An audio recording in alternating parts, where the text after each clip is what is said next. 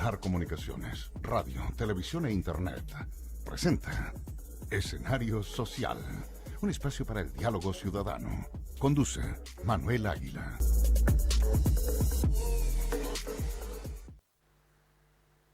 Retornamos con análisis. En este escenario social se abre este telón de nuestro escenario, muchachos. Quedó pendiente la opinión de Alfredo con respecto a lo que fue el cambio o la modificación número 14, ¿cierto?, en el gabinete de este gobierno. Alfredo, te escuchamos. Bueno, yo creo que es un cambio, digamos, que no le hace muy bien al gobierno, no porque se cambie a la señora María José Saldívar, sino que por quién ponen, porque supuestamente después de los acontecimientos que han pasado en Chile, el estallido social y todas las circunstancias, siempre se trató de buscar personas que fuesen, entre comillas, digamos, que tuviesen más conciliación, que pudiesen estrechar puentes, fundamentalmente con los parlamentarios, para darle un cierto camino, una cierta senda a los proyectos, y en este caso el proyecto de reforma previsional. Pero aquí colocan a una persona que es totalmente contrario a ese tipo de predicamento. Y la verdad que es muy poco probable creerle cuando dice, no, es que ahora soy ministro y antes era parlamentario. O sea, porque uno no es actor, uno es una persona única, es un ente único. O sea, tú, Cristian o Manuel es un ente único, o sea, uno no se puede doblar, digamos, de sus convicciones. Entonces, la verdad de las cosas es que aquí estamos en algo bastante preocupante. Pero el gobierno lo que hace es aquí como en el antiguo Egipto, desenterrar, digamos, abrir el sarcófago y sacar la momia modificada, vendada, más antigua que encontró, digamos, porque el señor Melero viene de la política chilena, fue secretario de la Juventud en el tiempo de la dictadura militar. Después 30 años. fue parlamentario desde los años 90. Tiene acusaciones de soplonaje, digamos, que pasaba información a la CNI. O sea, yo digo, cuando ya estamos en ese nivel, aunque él los ha negado, pero ya cuando estamos en ese nivel, un gobierno no se puede seguir disparando solo a los pies y decir, no, ¿sabes qué voy a poner a otro? ¿Por qué voy a poner a este? Ya, bueno, y además que el señor Melero ya está bueno que se vaya a los cuarteles de invierno, no sé si tendrá nieto o algo, no tengo idea, pero ya es demasiado. Entonces, aquí es igual que el antiguo Egipto, ¿no? Abramos las pirámides, saquemos el sarcófago más antiguo y ojalá la que esté más, la momia más vendada la ponemos, digamos, en el escenario. Entonces, yo creo que le remaron al gobierno. Aquí a lo mejor hay una intención definitivamente de no sacar la reforma previsional. Y además, el señor Melero se ha opuesto a todos los proyectos que significan mayor justicia laboral en Chile, etcétera, que será discutible todo lo que tú quieras, porque para eso está el Congreso. Pero él se ha opuesto a todo, se opuso a las 40 horas, se opuso a los proyectos que tenían que ver con la sindicalización, se opuso al proyecto de los retiros, se opuso al proyecto de la reforma previsional. Entonces, la verdad las cosas es que el camino está bastante, yo diría, nebuloso. Además, yo creo que el tercer retiro se viene con todo, que no es la mejor solución, estamos de acuerdo, pero es lo único a lo cual la gente puede echar mano.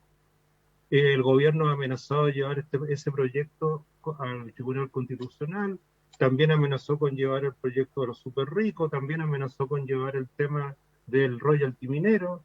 Entonces, ahora, el Tribunal Constitucional es el peor Tribunal Constitucional que hemos tenido en la historia de Chile, porque a nadie se le ocurre, y solo al presidente, colocar de presidente, o sea, elegir a una persona que era asesora del segundo piso de su oficina en el primer gobierno, con quien se reúne el año 2014 para analizar la estrategia electoral de su segunda postulación, siendo ella en ese entonces ya ministra del Tribunal Constitucional, hoy día presidente. En Chile es la única parte del mundo en la que se da el caso que una ex asesora de un presidente gobernante es la presidenta del Tribunal Constitucional, con una serie de escándalos, acusaciones también que tienen que ver de maltrato laboral, etc. Yo me pregunto, el filósofo del derecho Hans Kelsen, que fue el gran ideador de esta figura del Tribunal Constitucional por allá en la Constitución austriaca del año 1920, tiene que estarse dando vuelta en su lugar de descanso eterno el pobre, porque jamás yo creo que se imaginó un tribunal constitucional como el que tenemos en Chile.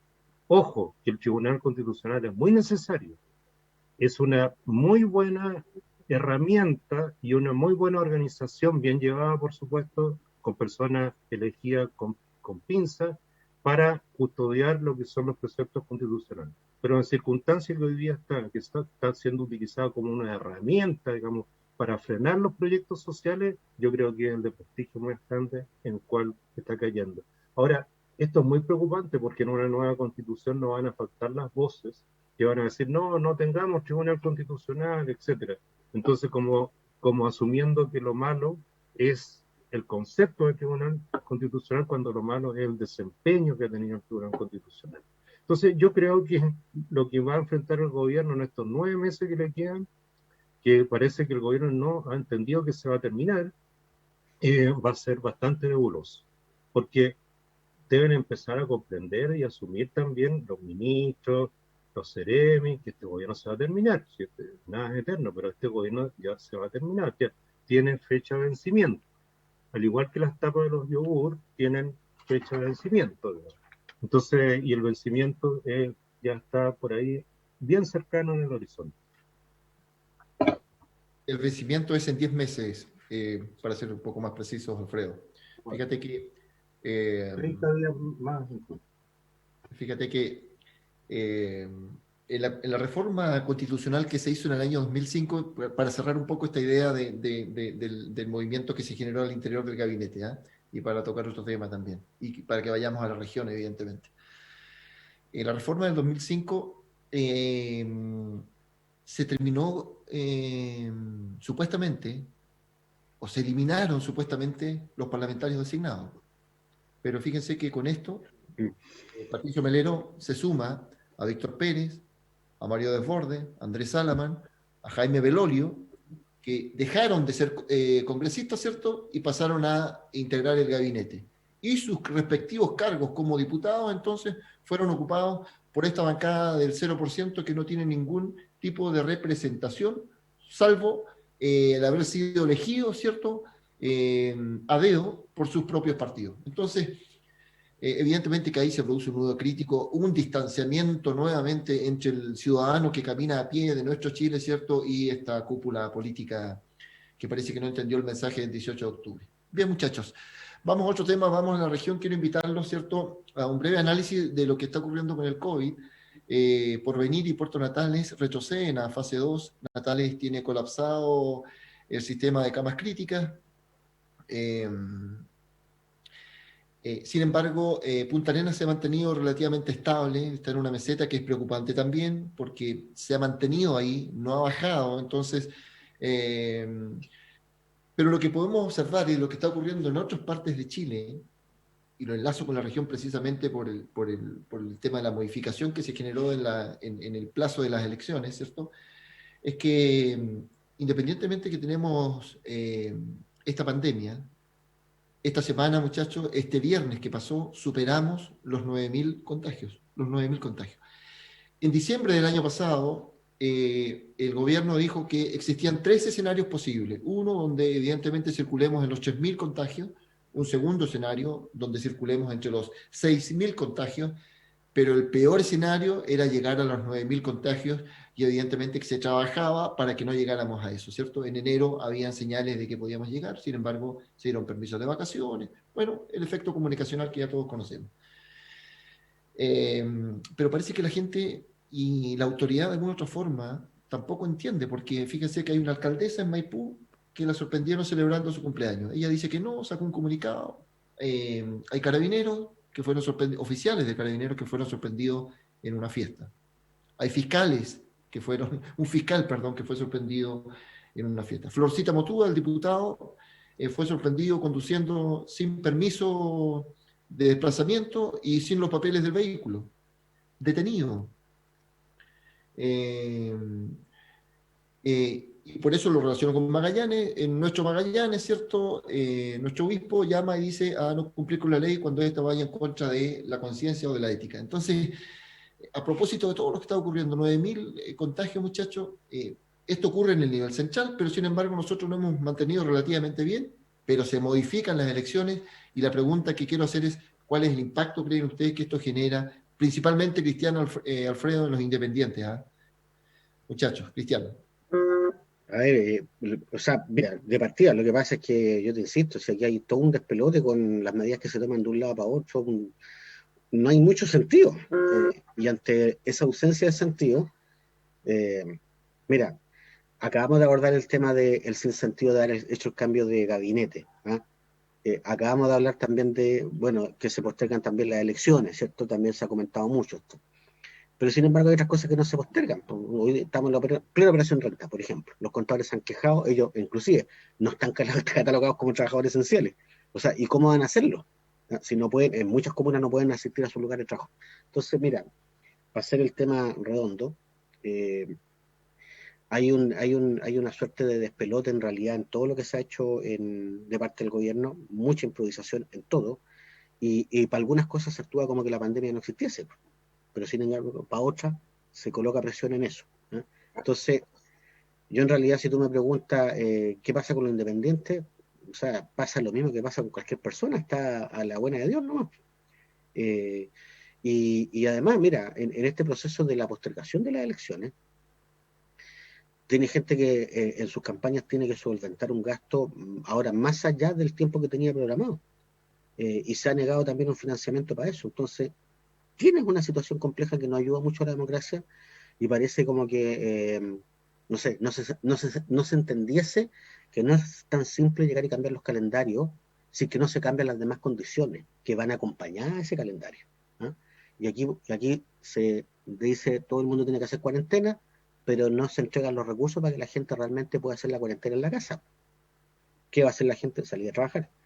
Se dice que se postergan las elecciones, ¿cierto? Y lo único que va a generar eso de la postergación de las elecciones es que, claro, los candidatos que son más independientes, los menos fortalecidos quizás, los que no tienen la estructura partidaria, ellos van a salir más perjudicados porque no tienen un soporte que los acompañe durante todo este otro tiempo que se alargó la contienda. ¿Ah? Porque finalmente van a terminar agotados, cansados y con recursos además totalmente consumidos, muchos de los cuales son recursos propios. Esa es la dificultad, Cristian. Quiero tomarme ese último concepto tuyo, fundamentalmente pensando en los recursos propios. Y ahí te cedo la palabra, Alfredo, porque efectivamente esto genera impacto, esta modificación que se produce. Pero mira, más allá de la modificación, se estaba generando quizás la más importante votación en la historia de nuestro país, que tenía que ver con, ¿cierto?, elegir a los constituyentes para quizás el proceso eleccionario más fundamental que hemos tenido en este último tiempo de historia nacional. Voy contigo, Alfredo. ¿Cuál es tu visión, el impacto, ¿cierto?, que ha tenido principalmente los independientes esta modificación? Bueno, yo no sé, yo creo que tiene impacto, digamos, un impacto diría que es crucial. Y además que también yo tenía la esperanza que en esta modificación, en esta reprogramación de fecha, se hiciera algo extraordinario que debió haber sido hecho del principio, que es generar una elección única y exclusiva para los cargos, para la competencia de los constituyentes. Porque no se puede confundir una elección de constituyente, que es algo tan importante, tan crucial, tan histórico, con las elecciones de concejales, alcaldes, gobernadores. Bueno, gobernadores también es una elección importante, digamos, pero el cargo constituyente es una elección muy relevante para la historia del país. No se hizo, obviamente. Bueno, genera un impacto obviamente grande. Y para qué hablar de los independientes, porque los independientes fundamentalmente están corriendo hablemos de los independientes que no han partido en un partido, están corriendo con sus propios recursos.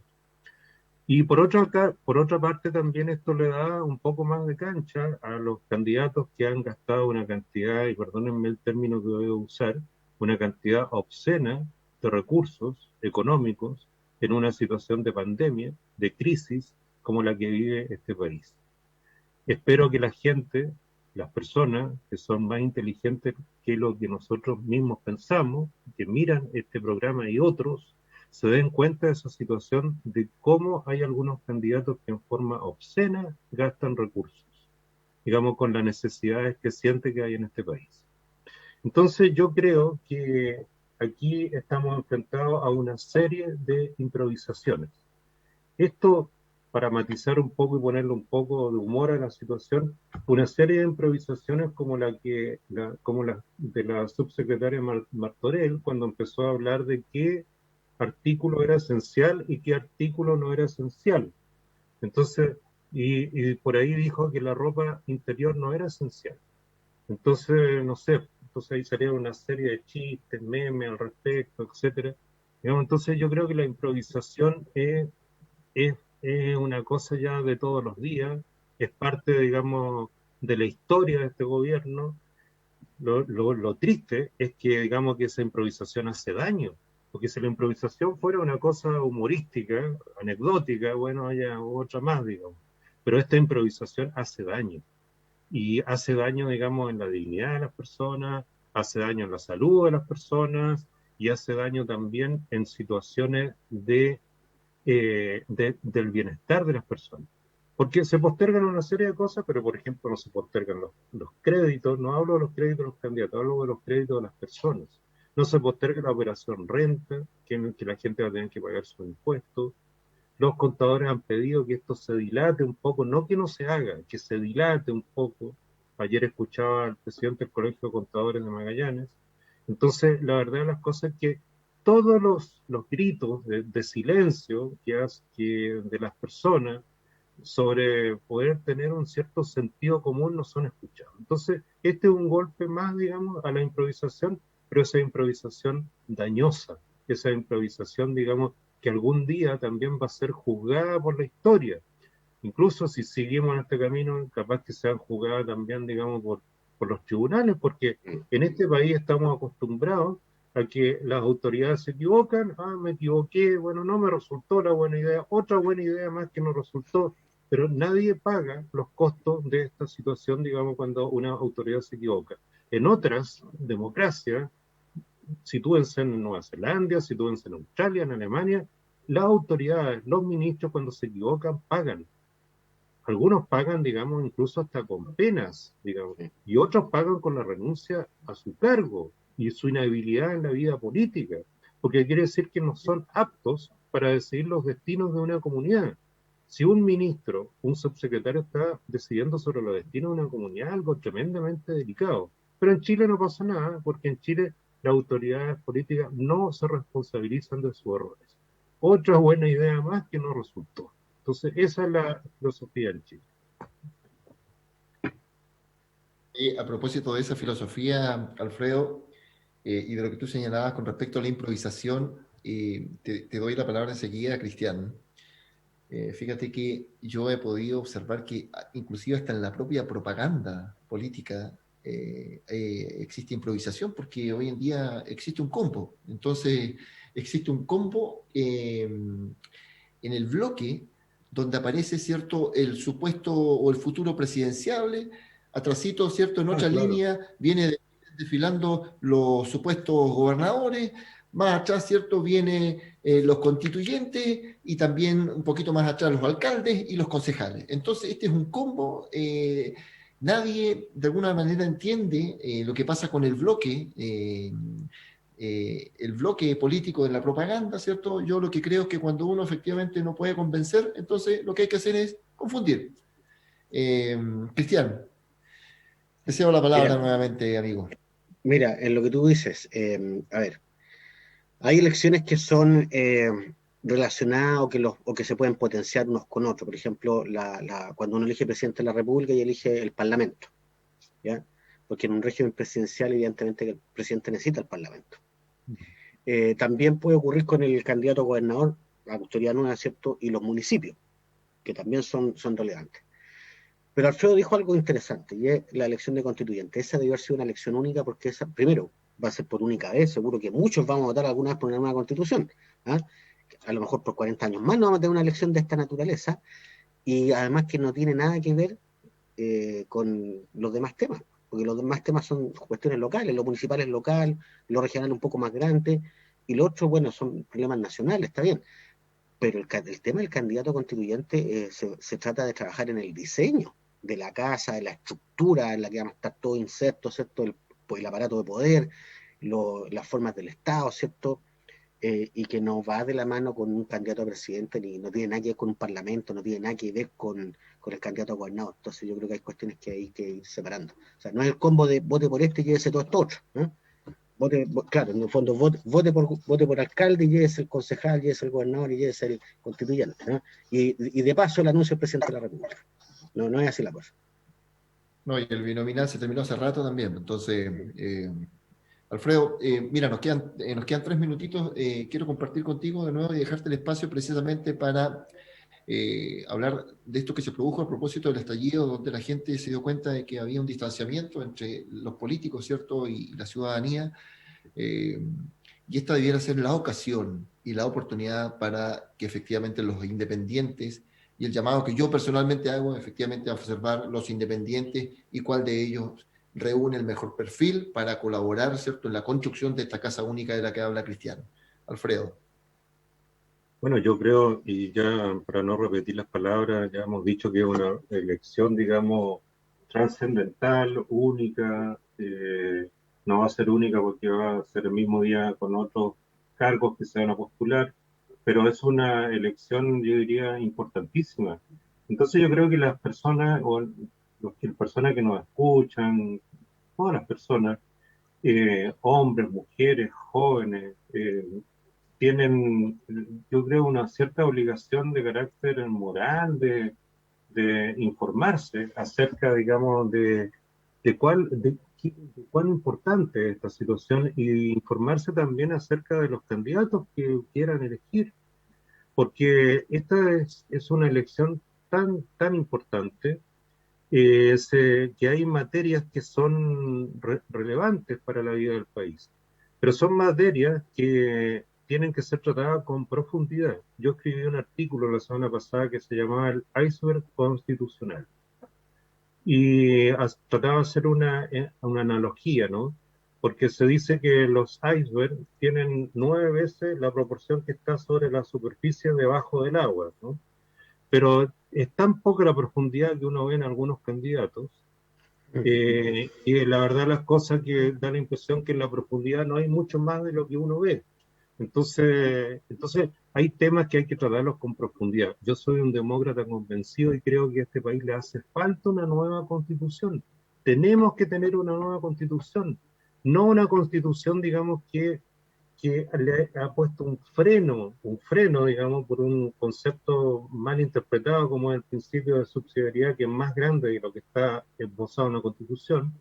Le ha puesto un freno a la expansión de muchos derechos sociales, le ha puesto un freno a que el Estado sea el primer obligado a las prestaciones, en salud, en educación, en previsión, entre otras cosas. Y muchos temas más, como el sistema de gobierno, cuál va a ser la distribución del poder en las regiones, etcétera, etcétera, etcétera.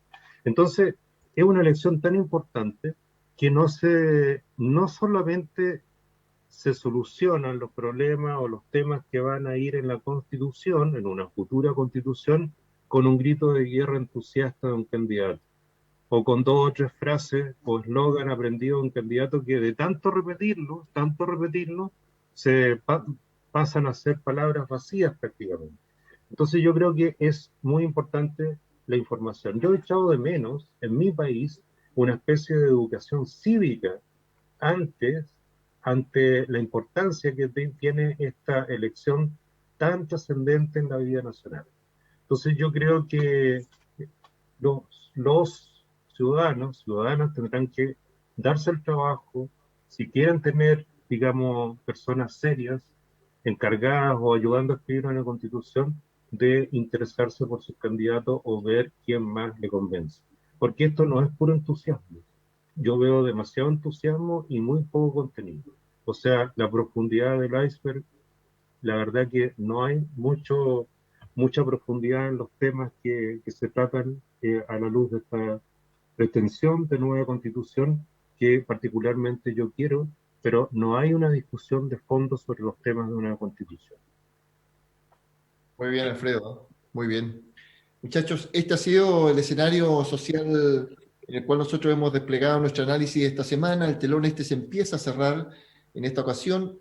Permítanme 30 segundos para referirme a un natalino que acaba de fallecer y que es un personaje, o que fue un personaje en Puerto Natales. Denme estos 30 segundos, muchachos, para recordar la figura de este personaje conocido en Puerto Natales, Raúl Pérez Vera. Falleció producto del COVID, un hombre ya cercano a los 90 años, pero que en muchas tertulias natalinas, con sus anécdotas históricas, ¿cierto?, respecto de su juventud y cómo él vivió el tránsito de lo que fue el crecimiento de Natales a propósito de su vinculación con el transporte, en todas las tertulias siempre aparecía una anécdota de Raúl el Loco Pérez Vera. Entonces, un saludo para su familia,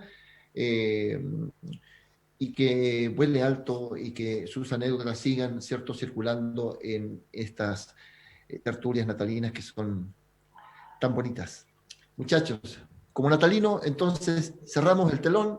Esto fue Escenario Social. Cristian, gracias por tu tiempo. Alfredo, lo mismo. Pablo, en los controles. Pablo Cerón, nos vemos hasta la próxima semana. Polar Comunicaciones, radio, televisión e internet presentó Escenario Social, un espacio para el diálogo ciudadano. Conduce Manuel Águila.